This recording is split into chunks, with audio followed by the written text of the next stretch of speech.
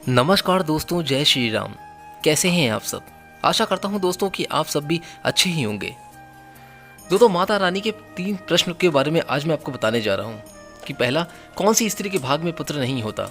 दूसरा, कौन सा गहना पहनने से दर्दनाक मौत होती है। और तीसरा, कौन सा श्रृंगार करने से स्वर्ग की प्राप्ति होती है। ये तीनों प्रश्न हर स्त्री के जानने के लिए बहुत ही जरूरी है। तो आज की ये कहानी आप बिल्कुल अंत तक जरूर सुन के जाएं। एक बार माता पार्वती कैलाश पर्वत पर भगवान शिव के साथ बैठी हुई थी। माता पार्वती ने भगवान शिव से कहा कि हे स्वामी, मेरे मन में 3 प्रश्न उठ रहे हैं। यदि इन तीनों प्रश्नों के उत्तर देकर आप मुझे संतुष्ट करेंगे तो मेरे मन को बहुत ही शांति मिलेगी। तब शिव जी ने कहा कि हे देवी, आखिर तुम्हारे कौन से 3 प्रश्न हैं? तो पार्वती कहती हैं कि स्वामी, मेरा पहला प्रश्न है कि कौन सी स्त्री के भाग में पुत्र नहीं होता, और मेरा दूसरा प्रश्न है कौन सा गहना पहनने से स्त्री की दर्दनाक मौत होती है, और तीसरा प्रश्न है कि किसी स्त्री के भाग में कौन सा श्रृंगार करने से उसके स्वर्ग में स्थान दिलाता है। तब शिवजी ने कहा कि देवी, ये तुम्हारे तीनों प्रश्नों को बहुत महत्वपूर्ण हैं। जो भी व्यक्ति इन तीनों प्रश्नों के उत्तर समझकर इसे पर्याप्त ज्ञान को अपने जीवन में उतार लेगा तो उस जीवन में सुख समृद्धि की प्राप्ति होती है। शिवजी ने कहा कि देवी, अब मैं तुम्हें तुम्हारे तीनों प्रश्नों का उत्तर एक ही कहानी के माध्यम से देता हूँ। इस कहानी के माध्यम से तुम इन तीनों प्रश्नों के उत्तर ठीक तरीके से समझ जाओगी, लेकिन ध्यान लगाकर सुनना। पार्वती कहती हैं कि ठीक है स्वामी, मैं आपको वचन देती हूँ कि जब तक आप कहानी सुनाओगे तब तक मैं कहानी बड़े ही ध्यान से सुनूंगी। आप कृपा करके कहानी प्रारंभ कीजिए। शिवजी ने कहा कि देवी, किसी राज्य में एक छोटा सा नगर था। उस नगर में एक सेठ रहता था। उस सेठ के 2 बेटे और थे, और इस सेठ की एक बेटी की शादी भी हो चुकी थी। सेठ की पत्नी और सेठ के बड़े बेटे दोनों का स्वभाव बहुत ही दुष्ट प्रवृत्ति का था। इसलिए सेठ की पत्नी अपने बड़े बेटे की पत्नी से बहुत ही ज़्यादा प्यार करती थी। दोस्तों, इस कहानी को आगे बढ़ने से पहले अगर अभी तक आपने इस कहानी को लाइक करके चैनल को सब्सक्राइब नहीं किया है तो प्लीज़ जल्दी से सब्सक्राइब जरूर कर दीजिएगा। मगर छोटे बेटे की पत्नी जो भी थी वह बड़े ही अच्छे स्वभाव की थी, और वह एक पतिव्रता स्त्री भी थी। पूरे घर का कामकाज करती और अकेली किया करती थी। इतना कुछ होने पर भी सेठ की पत्नी और बड़े बेटे की पत्नी छोटी बहू का हमेशा ही अपमान करती रहती थी। शिवजी ने कहा कि देवी, सेठ के बड़े बेटे की बहू को एक बेटा था और छोटी बहू को एक बेटी थी। सेठ की पत्नी हमेशा पुत्र को लेकर छोटी बहू को हमेशा ताना मारती रहती थी, लेकिन वो क्या कर सकती थी, वो हमेशा उनके ताने सुनती रहती थी। तब भगवान शिव कहते हैं कि हे पार्वती, अब मैं तुम्हें छोटी बहू की कहानी अच्छी तरीके से समझाता हूँ। इस कहानी से तुम्हें तुम्हारे पहले प्रश्न का उत्तर जरूर मिल जाएगा। तुम्हारा पहला प्रश्न था कि कौन सी स्त्री के भाग में पुत्र की प्राप्ति नहीं होती। तब भगवान शिव कहते हैं कि देवी, उस सेठ की जो पत्नी थी वो पहले से ही बड़ी दुष्ट थी और कुटिल स्वभाव से सभी घरवालों को बहुत ज़्यादा परेशान करते थे। परंतु अपनी सीधी सादी छोटी बहू को वो कुछ ज़्यादा ही परेशान करती थी। उसको सताने में उसको बहुत ही आनंद आता था। सभी घर वाले उस सेठ की पत्नी से परेशान थे। सेठ के छोटे बेटे की पत्नी का नाम गीता था। बेचारी गीता सुबह जल्दी ही उठकर अपने कामकाज में लग जाती थी। इतना करने पर भी सेठ की पत्नी की निगाहों में खटकती रहती थी। एक दिन की बात है, गीता घर पर झाड़ू लगा रही थी तो सेठ की पत्नी बोली, क्या तेरे हाथों में जान नहीं है? जल्दी जल्दी हाथ चला, मैं मंदिर जा रही हूँ। मेरे मंदिर से लौटने से पहले ही खाना बनाकर तैयार कर लेना। अब बेचारी गीता करती भी तो क्या, वो अपनी सास की बातों को सुनती रही और घर की सफाई करने के बाद गीता खाना बनाने में लग गई। खाना बनाते समय वो मन में सोच ही रही थी कि इतना काम करने के बाद भी मैं एक पल के लिए चैन की सांस नहीं ले सकती हूँ, और मेरी सासू माँ हर समय मुझे कोई ना कोई काम में लगाती रहती हैं और गलतियाँ निकालती रहती हैं। गीता यह सब सोच ही रही थी कि अचानक इतने में दरवाज़ा खटखटाने की एक आवाज़ आई। तो गीता ने सोचा कि अभी तो भोजन तैयार भी नहीं हुआ, लगता है मेरी सासू माँ जल्दी ही लौट आई हैं। जब गीता ने दरवाज़ा खोला तो उसने देखा कि बाहर एक दरवाजे पर साधु महात्मा खड़े हैं। वो साधु महात्मा गीता से कहता है कि बेटी, तेरा सुहाग अमर रहे, बाबा को थोड़ा भोजन करा दे, मुझे बड़ी जोर से भूख लग रही है। शिवजी ने कहा कि देवी, गीता बहुत ही सुशील और संस्कारी थी। उसने सोचा था कि साधु को भोजन करा दूं तो, परंतु यदि मेरी सासू माँ आ गई तो मेरी खैर नहीं रखेगी। फिर कुछ देर सोच विचार करने के बाद उसने साधु को भोजन कराने के लिए अंदर आने को कहा, और उसी समय गीता के मन में विचार आया कि सासू माँ से डरना कैसा। यदि मेरी सासू माँ आ भी जाएगी तो मुझसे क्या कहेगी? जो भी कुछ कहेगी तो कह दूंगी कि मैंने अपने हिस्से का भोजन इस साधु को दे रही हूँ। शिवजी ने कहा कि देवी, फिर ऐसा सोचकर के गीता साधु को अंदर ले गई और अतिथि धर्म का पालन करते हुए वो साधु को भोजन कराने लग गई। अभी साधु भोजन कर ही रहा था कि गीता की सासू माँ आ गई, और फिर साधु को घर के अंदर बैठा भोजन करते देख कि उसका गुस्सा 7वें आसमान पर जा पहुंचा, और एकदम से साधु महात्मा से कहने लगी कि यहाँ कोई भंडारा नहीं चल रहा, हमारे घर से उठकर जल्दी से बाहर निकल जाओ। गीता ने अपनी सासू को रोकने की बहुत कोशिश की, परंतु उसने साधु को धक्के मारकर घर से बाहर निकाल दिया और उसका खाना उठाकर फेंक दिया। अब उसका क्रोध गीता पर टूटा और कहने लगी, मैंने तुझे कहा था कि अन्न का एक दाना भी बर्बाद मत करना, लेकिन तूने ये क्या किया? तूने तो इस साधु को इतना सारा अन्न खाने को दे दिया। शिवजी ने कहा कि पार्वती, देवी गीता डरी हुई थी और बोली, माँ जी, मैंने तो उसे अपने हिस्से का भोजन दिया था, इसमें इतना भला बुरा कहने की क्या बात है। अतिथि तो भगवान का रूप होता है और अतिथि धर्म का पालन तो हर गृहस्थ को करना चाहिए। शिव कहते हैं कि देवी इस प्रकार काफ़ी सास बहू का झगड़ा चलता रहा और अंत में उस बदचलन सास ने गीता को भी धक्के मार के घर से बाहर निकाल दिया। अब वो बेचारी रोती हुई घर का दरवाज़ा खटखटाती रही, परंतु उसकी सास पत्थर जैसी बन गई थी। उसका दिल नहीं पिघला, लेकिन अब गीता के पास एक ही रास्ता बचा था कि वह अपने मायके लौट जाए। भगवान शिव कहते हैं कि हे पार्वती, इस प्रकार गीता दुखी होकर के अपने मायके के लिए निकल गई और बीच रास्ते में एक घना जंगल भी पड़ता था। गीता भूख प्यास से तड़पती हुई अपने मायके के लिए चली जा रही थी। तभी अचानक से बहुत जोर से बादल छाए और मूसलाधार बारिश शुरू हो गई। भगवान शिव कहते हैं कि देवी बारिश से बचने के लिए गीता ने एक पेड़ की शरण दी थी, लेकिन जिस बरसात का वेग इतना तेज था कि बचना मुश्किल हो गया था। अब उस पेड़ में एक खोख बनी हुई थी। गीता को ये लगा कि उसमें घुस जाऊंगी तो बारिश से बच जाऊंगी, इसलिए उसने बारिश से बचने के लिए वहीं पर रुक गई और जब तक बरसात हो रही थी वह खोख में ही अपनी सुरक्षा करती रही। भगवान शिव कहते हैं कि देवी जब गीता उस पेड़ की खोख में घुसी तो उस खोख के अंदर उसे एक साधु मिले। साधु ने कहा कि बेटी, रोना धोना बंद कर दो। मुझे मालूम है कि तुम्हारे ससुराल वाले तुम्हारा अनादर इसलिए करते हैं कि बड़े दुष्ट प्रवृत्ति के हैं और तुम्हें ताने इसलिए मारते हैं कि तुम्हारी जेठानी को पुत्र की प्राप्ति हो गई है और तुम्हें अभी तक पुत्र की प्राप्ति नहीं हुई। इसलिए तुम चिंता मत करो, मैं तुम्हें एक कागज़ देता हूँ। इस कागज़ में जो उपाय लिखा है उसे पूरी निष्ठा से करना और फिर तुम्हें एक गुणवान पुत्र की प्राप्ति जरूर हो जाएगी। इस प्रकार वो साधु महात्मा कागज़ को देकर वहाँ से अंतर्ध्यान हो गए। उधर जब बरसात बंद हो गई तो गीता को ढूंढता हुआ उसका पति भी वहाँ पर जा पहुँचा और फिर गीता मायके न जाकर उस जंगल में एक झोपड़ी बनाकर रहने लगी। भगवान शिव कहते हैं कि हे देवी पार्वती, एक दिन की बात है, गीता को पुत्र का ख्याल आया और सोचने लगी कि यदि मेरे भी एक पुत्र होता तो ससुराल में मेरी इज्जत होती।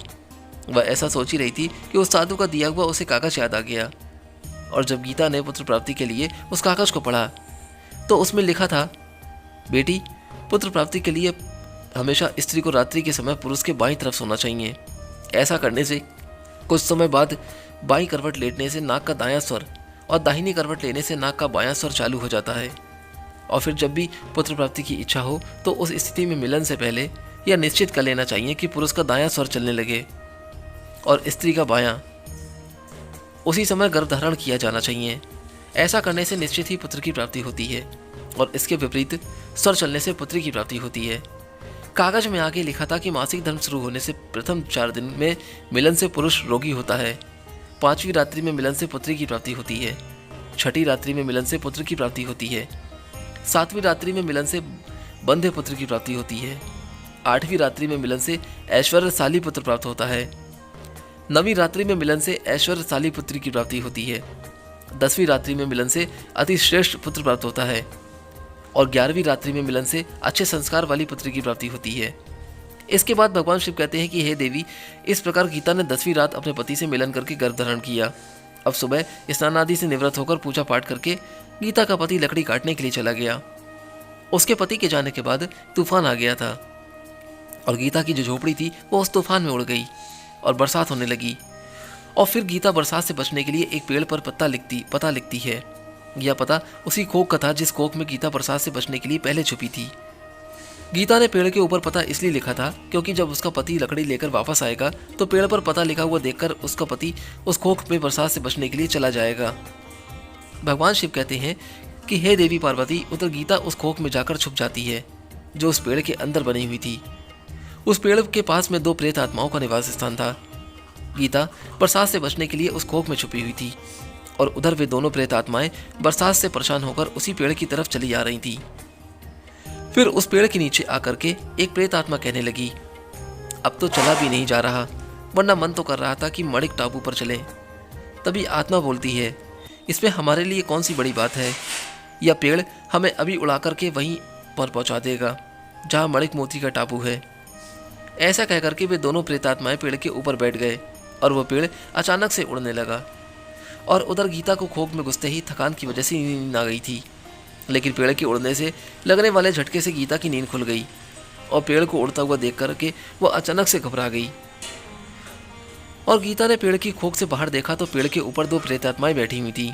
इसलिए गीता ने परिस्थिति के साथ समझौता कर लिया और सोचा कि जो होगा वो अच्छा ही होगा। फिर कुछ देर के बाद पेड़ मणिक टापू पर जा पहुंचा और नीचे उतर गया।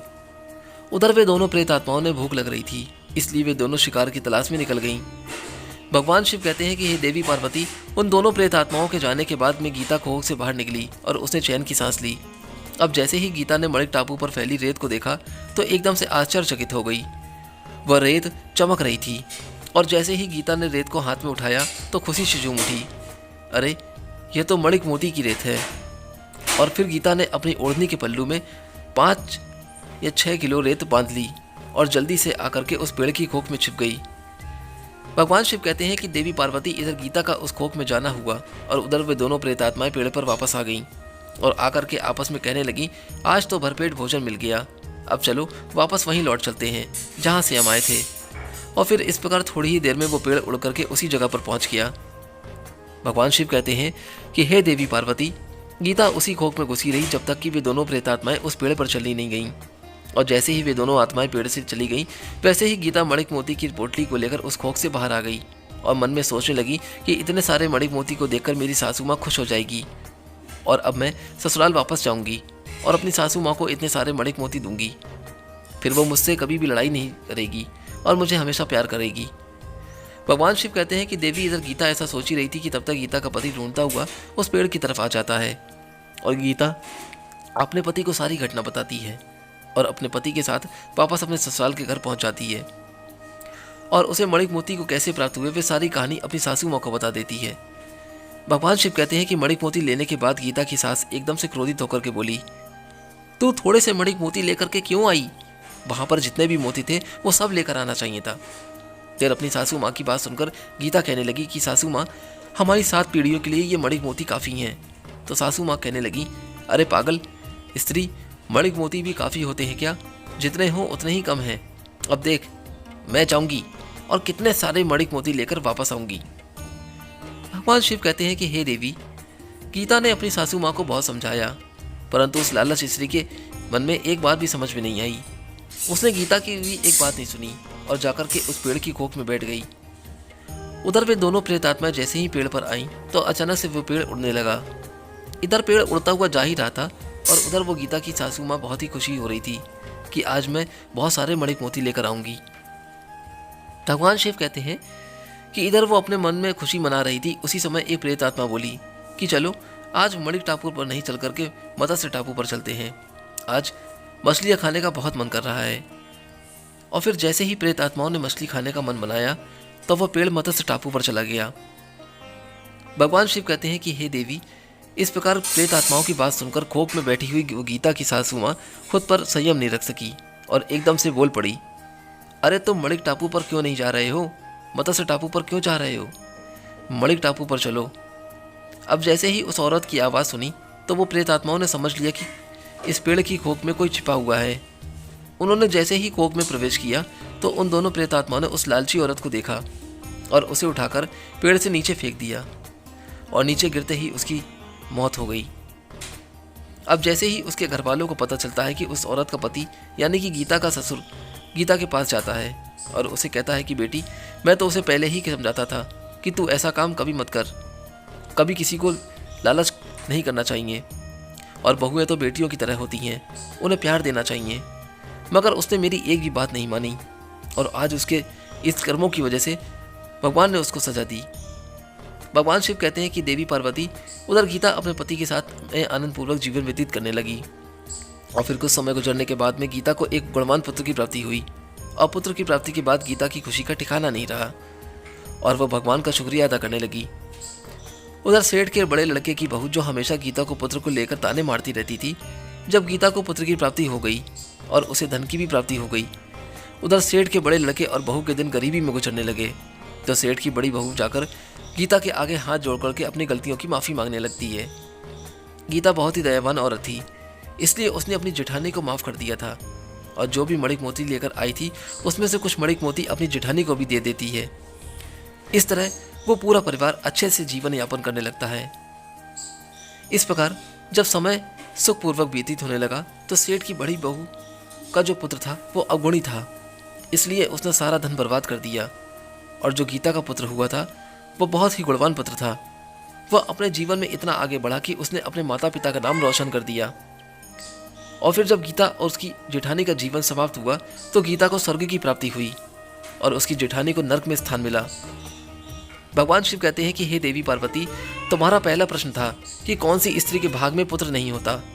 तो सुनो, साधु के द्वारा दिए गए कागज के विपरीत जो कार्य करता है उसके भाग में पुत्र योग नहीं होता। और जो तुम्हारा दूसरा प्रश्न था कि कौन सा गहना पहनने से स्त्री पुरुष की दर्दनाक मौत होती है, तो सुनो, वो है लालच रूपी गहना जो सेठ की पत्नी ने पहना था और खूब सारे मणिक मोती लेने के लिए खुद कोख में घुस गई थी और प्रेत आत्माओं द्वारा नीचे फेंक दी गई। लालच के कारण सेठ की पत्नी की दर्दनाक मौत हो गई, इसलिए लालच रूपी गहना कभी पहनना नहीं चाहिए। भगवान शिव कहते हैं, पार्वती, तुम्हारा तीसरा प्रश्न था कि कौन सा श्रृंगार करने से स्त्री को स्वर्ग में स्थान मिलता है। तो सुनो, वो है चरित्र रूपी श्रृंगार, यानी कि चरित्रवान और पतिव्रता स्त्री सेठ की छोटी बहू गीता की तरह मृत्यु के बाद स्वर्ग में जाती है। इसलिए हर विवाहित स्त्री को पतिव्रता और चरित्रवान होना चाहिए, परिवार के साथ में मिलजुल कर रहना चाहिए। तो दोस्तों, हमारे द्वारा बताई गई ये जानकारी आपको कैसी लगी? अगर अच्छी लगी हो तो इस वीडियो को लाइक करके इस चैनल को प्लीज़ सब्सक्राइब जरूर कर दीजिएगा। कमेंट बॉक्स में हर हर महादेव ओम नमः शिवाय लिखना ना भूलें दोस्तों।